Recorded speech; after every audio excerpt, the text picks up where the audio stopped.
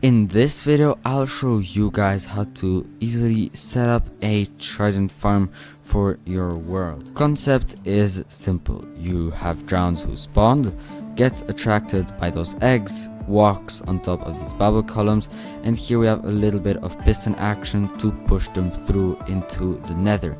Now I currently have the nether portal deactivated for lag purposes, but you should of course have it activated. Realistically, this is the only efficient way of getting tridents. Now people most likely are wondering, well, how exactly do we even get the drowns to spawn here? Well, up there we have an AFK platform, which means that only the terrain around our farm will be loaded. So drowns will be forced to spawn in this area and will logically get trapped in the machine and do all of that. So this is much more efficient than you actually think it is. Now I'll admit that these drowns here, they were spawned with spawn eggs. You won't get these crazy amounts of drowns, but it is just for visual representation. Fun facts: drowns only spawn in deep ocean biomes, which means this farm can only be built in one. To find yourself a deep ocean biome, open up your F3 screen and you should read here biome Minecraft 2 dots and then the name of your biome. Now currently I'm on the beach, but if I were to fly around, you will see it'll change to ocean and then very soon to deep ocean. Here we go. So once you have found your deep ocean, you go down to, first of all, place a 5x5 platform. This is where we are going to build most of our farm on. In all four sides of your farm, edges, place a layer like this of double trapdoor.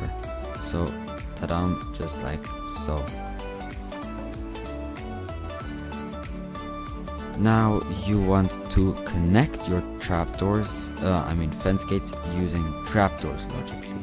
So like this, 2 rows of trapdoors. Normally you should still be left with 2 trapdoors in your inventory. That is normal. We are going to be using them later for the nether side of things. On top of this second row of whatever, place a 2 block tall wall like this. So just go wrapping around and there we go. Now we are going to build our nether portal. To start, place a block in all 4 corners and then connect them using obsidian. So there we go. Now in our corners, place a 3 block tall pillar of obsidian with a temporary block like this just above it. Connect your pillars using, well, logically obsidian, and you should have the form of your, well, portal. Now here for the top, we're going to want to cover it using blocks. It should be a 3x3 pad of blocks. So just now we're going to want to make our machine waterproof by covering the exterior of our portals. To do so, place some sort of temporary block and then just come here to the sides and place like this a 3x3 pallet of blocks, or whatever you want to call it. So like this on all 4 sides. You want to make sure that you end up in the inside. Do not lock yourselves out. I guess it doesn't really matter, because you could simply just do this, or like this, and then get into the inside, but whatever. Just make sure that you end up in the inside for the rest. Here for the inside, we are going to want to get rid of all of the water. You could use different methods. I'm just going to use sponges, although sponges aren't very accessible. But anyway, whatever, I don't really care. I'm creative mode for the most part. So there we are. Now make sure, and this is a crucial step, that these trapdoors here and fences are not waterlogged. You could use a sponge, which is quite simple, or you'll have to go with a bucket and make sure each individual trapdoor and fence isn't waterlogged. Down here you want to place a turtle egg like this in a sort of cross formation, whatever, and then put a torch here in the center. Now it is very tempting to put all 4 turtle eggs here in the center, but this is seriously not advised.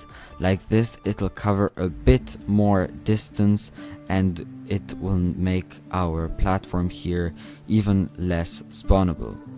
Anyway, now simply get out of your farm for the rest. So here on our outside we have now 4 3x3 platforms here for each side. Here at the center, place 3 observers pointing inwards. Then place 3 blocks behind all of these observers. This will be the first part to transmitting our redstone pulse to our pistons. The second part to that process will be 3 note blocks underneath these blocks, just like so. Easy peasy. Now you want to get rid of these 2 layers of blocks. Leave here the top layer though, this will prevent partially the water from entering. Do that on all 4 sides. Last itty bitty of redstone to do is place here 3 pistons behind these note blocks. Do that on all 4 sides. I can tell you this isn't fun, but I mean just imagine the power you will have once you'll have those tridents. We quite obviously have a problem with water entering our portals. To fix this, place like this 3 blocks in the middle of our obsidian pillar. Do that on all 4 sides. Now this won't fully clear out the water, but the next step. Now place 3 blocks on your pistons like this and then get rid of them. Water will flow like this, but it won't flow in your portal, which is good. And subsequently you should also light them up. Oh, and make sure that the water here is indeed gone before you reopen the access. So our very last step in terms of the overworld is to get rid here of these 3 blocks. Place soul sand. Normally it should create a bubble column which should go to these pistons. Do that on all 4 sides. If ever you have a problem that your bubble column doesn't reach the pistons or doesn't even start, it probably means that those water thingies are not water source blocks. To fix that, simply replace your soul sand, with what was before and then place kelp. I'm gonna rephrase that. So if you have problem like your soul sand bubble thingies don't reach the top, simply replace them with what you had before. Grab yourselves some kelp like this and then place 3 here and wait until they grow to this height here. Then once that is done, you can get rid of them and then replace the 3 blocks with soul sand. Normally a bubble column should appear. Now go to the nether. You can simply use the passage that the drowns will take. It's not very important. Now find your portal which is correctly linked up with your farm. Yes, this is the portal indeed, and cover one side with 6 blocks like this. For the other side of your portal, place like this 2 blocks coming out. This will create a sort of tunnel like this. Here place like this 6 more blocks. Normally your portal should look like this and the interior should also look like this. Go like this 4 blocks down and then simply dig over and free the passage here under your portal. For these 2 blocks here, replace them with a double chest and then add a bunch of hoppers like this, and here you want to add 2 trapdoors. Normally you shouldn't be inside the farm, but I think you get it. Now you're probably gonna want some sort of ladder thing or whatever. Anyway, Here is where your drowns will spawn. All you have to do is kill them. Everything will be automatically collected in this chest.